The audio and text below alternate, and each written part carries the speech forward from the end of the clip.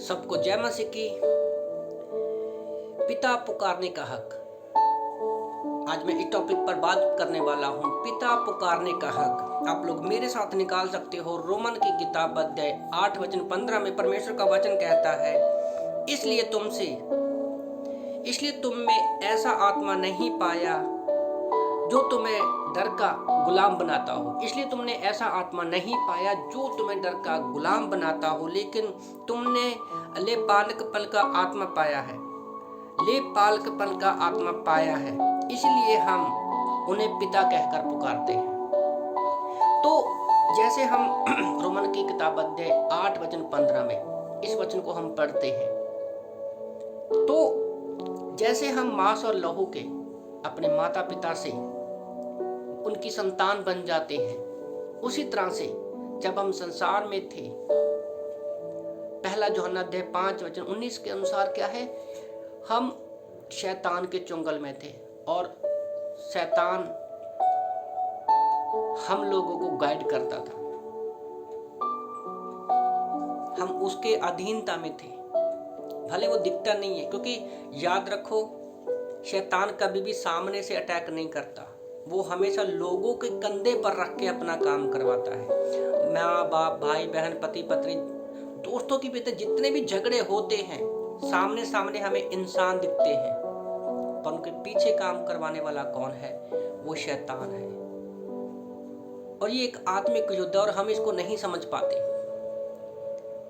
पर इसी तरह से परमेश्वर ने हमें पिता, जो हमारा आत्मिक पिता, उसने हमें पिता कहने का हक दिया है, पिता पुकारने का हक दिया है। जैसे हम अपने माता पिता के मांस और लहू के द्वारा संतान बनते हैं, उसी तरह से यीशु मसीह इब्रानी की किताब अध्याय 2 वचन 14-15 में यीशु मसीह हमारे लिए मांस और लहू का हिस्सेदार हो गया और उसने उस मौत के डर से हमें आजाद करवाया जो शैतान के कारण गुलामी में थे। तो पाप के कारण हम नरक की तरफ जा रहे थे, हमारा लहू बहाया जाना था, हमें कोड़े मारे जाने थे और हमें क्रूस पर चढ़ाया जाना था। पर प्रभु का धन्यवाद हो, यीशु मसीह हमारे पापों के लिए वो मारा गया। उसने क्रूस पर हमारे लिए अपना लहू बहाया, अपना मांस दिया और अपना लहू बहाया। और इसी कारण उस प्रेम की वजह से, अगापे प्रेम जो परमेश्वर हमसे करता है, उस प्रेम की वजह से हम परमेश्वर की संतान बन गए।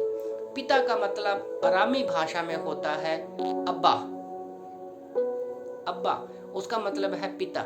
जैसे हम लोग मार्कुस की किताब अध्याय 14 वचन 36 में जब यीशु मसीह गतसमनी के बाग में था, वो कहता है, हे पिता, हे अब्बा, ये अगर तेरी इच्छा है तो ये प्याला मुझसे दूर कर ले। तो वहां पर जो शब्द इस्तेमाल करता है पिता, वो पिता को पुकारता है। वही शब्द यहाँ पर इस्तेमाल किया गया है रोमन चैप्टर 8 वर्स 15 में। तो हमारे पास आत्मिक पिता को पिता कहने का हक है यीशु मसीह के द्वारा, क्योंकि गलातियों की किताब अध्याय 4 वचन 6 में परमेश्वर का वचन कहता है, इसलिए तुम पिता की संतान ठहरे। इसलिए पिता की तुम संतान ठहरे, उन्होंने हमारे भीतर अपने बेटे का आत्मा भेज दिया है जो पिता कहकर पुकारता है। तो आज हमारे अंदर परमेश्वर का पवित्र आत्मा है और वही हम पिता कहकर पुकारते हैं। तो आप लोगों को मैं उत्साहित करना चाहता हूं, भले आप किसी तरह भी परेशानी में है, समस्या में है, गिलानी में है, दोष हो गया, पाप हो गया, गलती हो गई, कभी भी मत सोचना कि आपके पास पिता कहने का, पिता को पुकारने का हक नहीं है। सोचो, जब आपके संसार के माता पिता हैं, आप गलती करते हो, दूर हो जाते हो, क्या आपके पास हक नहीं अपने संसार के माता पिता को पिता कहने का? तो सोचो, हमारे पास परमेश्वर ने उससे कहीं बढ़कर हमें दिया है, यीशु मसीह को परमेश्वर पिता पुकारने का। तो उत्साहित करना चाहता हूं कि आप अपना कभी भी हक नहीं खोएंगे, क्योंकि आपके पास हक है पिता को पुकारने का। जैसे लूका 15 में अड़ाऊ पुत्र ने अपने पिता के पास आया। और रोमियो 8:17 के अनुसार क्या है, हम वारिस हैं, तो हमारे पास पिता कहकर पुकारने का हक है। आमीन।